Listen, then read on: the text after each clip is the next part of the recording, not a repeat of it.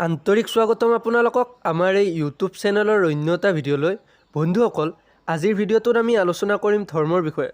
গতিকে বন্ধুসকল, ভিডিঅ'টো শেষলৈকে চাব বুলি আশা কৰিলোঁ। আৰু যদি ভিডিঅ'টো চাই ভাল পায় তেনেহ'লে ভিডিঅ'টো লাইক এটা কৰি চেনেলটি ছাবস্ক্ৰাইব কৰিবলৈ নাপাহৰে যেন। বন্ধু বান্ধৱীসকল, বেছি দেৰি নকৰি আহক ভিডিঅ'টোৰ ফালে আগবাঢ়ো। কুৱেশ্যন 1, বিশ্বত কোন ধৰ্মৰ লোক আটাইতকৈ বেছি আছে?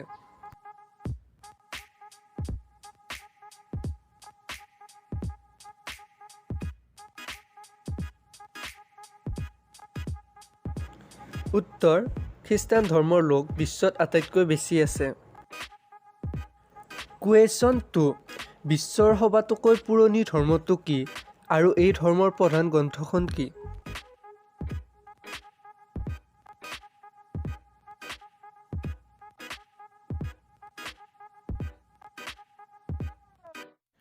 এই প্ৰশ্নটিৰ উত্তৰ হ'ব বিশ্বৰ সবাতোকৈ পুৰণি ধৰ্মটো হ'ল হিন্দু ধৰ্ম আৰু এই ধৰ্মৰ প্ৰধান গ্ৰন্থখনৰ নাম হ'ল বেদ।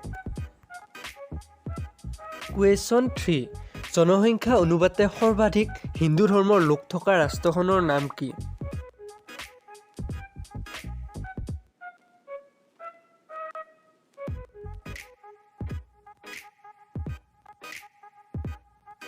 উত্তৰ, জনসংখ্যা অনুপাতে সৰ্বাধিক হিন্দু ধৰ্মৰ লোক থকা ৰাষ্ট্ৰখনৰ নাম হ'ল নেপাল। কুৱেশ্যন 4, ইছলাম ধৰ্মৰ প্ৰৱৰ্তক কোন আৰু এই ধৰ্মৰ ধৰ্মগ্ৰন্থখন কি?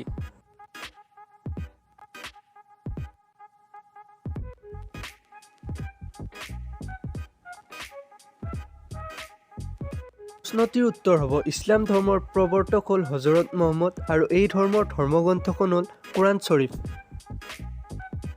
কুৱেশ্যন 5, কোৰাণ মুখস্থ থকাসকলক কি বুলি কোৱা হয়?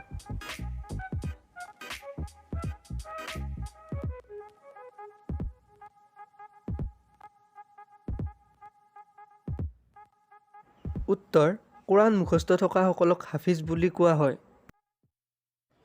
কুৱেশ্যন 6, মহাভাৰতৰ পুৰণি নামটো কি?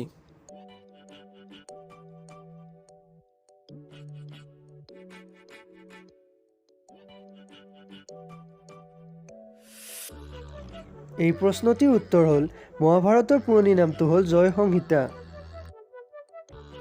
কুৱেশ্যন 7, আটাইতকৈ পুৰণি বেদ কোনখন?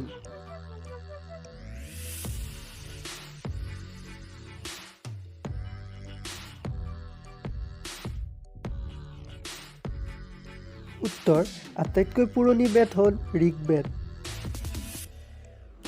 কুৱেশ্যন 8, ঐৰাৱত কাৰ বাহন?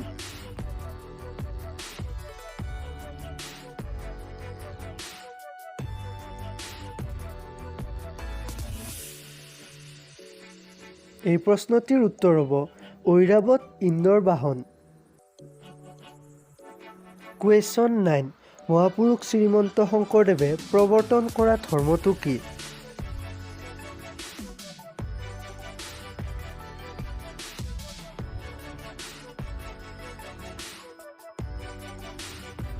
উত্তৰ, মহাপুৰুষ শ্ৰীমন্ত শংকৰদেৱে প্ৰৱৰ্তন কৰা ধৰ্মটো হ'ল একশৰণ ভাগৱতী বৈষ্ণৱ ধৰ্ম। কুৱেশ্যন 10, সম্ৰাট অশোকে কি ধৰ্ম গ্ৰহণ কৰিছিল?